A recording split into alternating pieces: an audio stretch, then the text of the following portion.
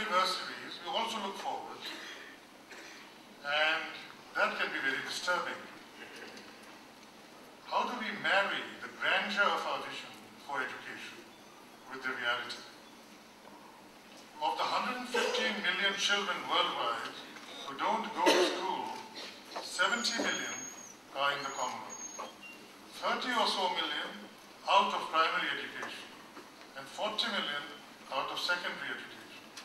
Worse still, of the 65 million girls out of primary school worldwide, 40 million are in the Commonwealth. From the limited statistics available, we know that 9 Commonwealth countries have a pupil-teacher ratio of about 40 to 1. In some sub-Saharan countries, it reaches 70 to 1. Look further at 2 related facts. That 60% of global HIV/AIDS cases are in our Commonwealth, and that most of those are in the 15 to 24 age brackets, and that well over half of our 1.8 billion people are under the age of 25. And you most certainly get the picture that most of the world's challenges in the field of young people and education are in the Commonwealth. Let me add further dark strokes to this picture by mentioning the Millennium Development Goals, in whose creation I was involved. Yes, there has been massive progress on the 2 education-related goals, that all children should go through primary school, and that there should be equal numbers of girls as of boys in school. Yet, when last we researched this, 18 Commonwealth countries for which data is available are markedly off track to achieve universal primary education by 2015. And 5 of these have more than a quarter of their primary age school-age population out of school. Just 19 of the 53 Commonwealth countries have reached gender parity at both primary and secondary levels in 2005. And where there have been momentous moves towards UP, universal primary education, above all through the removal of school fees, this has exposed other challenges: a dearth in the quantity and quality of teachers, the need for curriculum reform, and a shortage of teaching materials, an area which COL is working to address through the development and sharing of open educational resources. More primary school children, in turn, creates a tidal wave of children wanting to head towards secondary education. Less is more, they say. And in this case, there are those who voice the logical opposite, that more may be less. These are some of the challenges and priorities to which we bring the concept of open and distance learning, or ODL. We don't study the means of ODL, let others discuss how the technology of ODL does or doesn't work, but we study the results of ODL and the ways it can contribute to your conference theme of access to learning for development. Each of us will have our different experiences of what ODL can do. I found myself talking enthusiastically about it in Rome recently at the UN Summit on Food Security. The Commonwealth response to the food security problem is, very simply, that we need to increase agricultural production. And I was able to tell heads of government about a very impressive Commonwealth of Learning project called Lifelong Learning for Farmers. It's an experimental program that began in India using IT kiosks set up in villages. It creates groupings of local farmers and gets them to think communally about what their challenges are. Then, it mobilizes people like local universities and agricultural colleges who can provide information and advice via the internet. Then, it helps to market the farmers' goods and acts as a broker with funding sources like banks.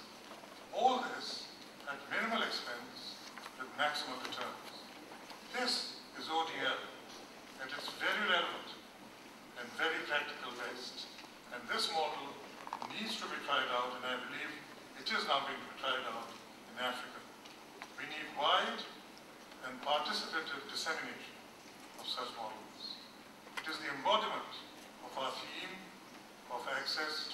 for development. Increasingly, we see ODL at play in the Commonwealth. We are now home to several so-called mega universities of more than 100,000 students, such as the Allama Iqbal University in Pakistan, the Indira Gandhi National Open University in India, the UK's Open University, and the University of South Africa. But with the prevalence of ODL come new questions, and you would be relieved that I'm now winding down. How can we use examples from around the Commonwealth to learn how to maximize the impact of ODL on people's livelihoods in agriculture, fishing, small enterprises? How can we increase the effective application of ODL beyond tertiary and vocational learning? Can the potential shown by open schools in India and Namibia, for instance, be scaled up to meet the increasing demand for secondary schooling? So how best can we continue to use ODL to improve teacher training, to fill the gaps in the quantity and quality of primary school teachers needed to meet the Millennium Development Goals, which Prime Minister referred to just now, estimated at 4 million for Africa alone? How do we harness the benefits of ODL, its ability to reach more people, especially the marginalized, and to empower the learner with independence and initiative, while maintaining the balance with human interface, and with it, the real capacity for relationship and mentoring? How do we ensure quality in ODL, especially in the context of the rapid development of e-learning and open educational resources? How do we prevent the emerging threat of unscrupulous degree mills undermining reputable providers of ODL? In the arena of health, what lessons are there in the use of ODL to help tackle HIV/AIDS and in providing education and training to health professionals and communities?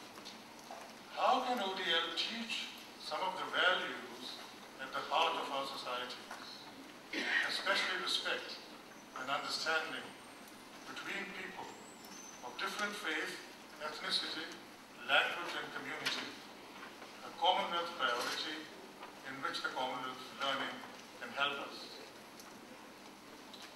How can we apply ODL for creative applications adapted to all forms of learning? These and more will be the subject of your discussions these next few days, and I wish you well in them.